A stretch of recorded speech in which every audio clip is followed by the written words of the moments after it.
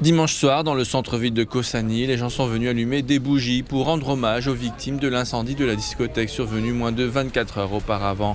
Dans un silence inquiétant, des centaines de personnes ont fait la queue pour se recueillir. C'est une énorme tragédie pour une ville de seulement 30 000 habitants. Ces vidéos exclusives obtenues par CGTN auprès d'un témoin montrent le brasier qui a ravagé le club ainsi que les efforts de secours qui ont suivi. Les victimes transportées à l'extérieur du club ont été examinées pour vérifier si elles présentaient des signes de vie.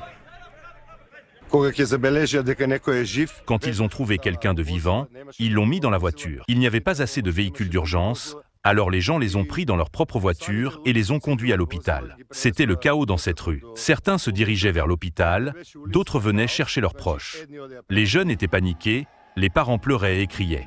Selon les autorités, l'incendie a été déclenché par des engins pyrotechniques utilisés par le groupe qui se produisait sur scène, qui ont d'abord mis le feu à une petite partie du plafond avant que les flammes ne se propagent à l'ensemble de la discothèque. Il n'y avait qu'un seul point d'entrée et de sortie pour l'ensemble du club, ce qui a déclenché la panique et une bousculade à la porte, alors que des centaines de personnes piégées à l'intérieur luttaient pour fuir. Voici des images de drones du club prises plus tard dans la matinée. De nombreuses voitures appartenant aux victimes sont encore là. Des parents secoués sont arrivés sur les lieux à la recherche de leurs proches, comme ce père d'un jeune homme de 23 ans, Peter, qui a survécu au pire et qui est maintenant hospitalisé. Ses mains sont brûlées, sa tête aussi, et il se plaint d'avoir des difficultés à respirer.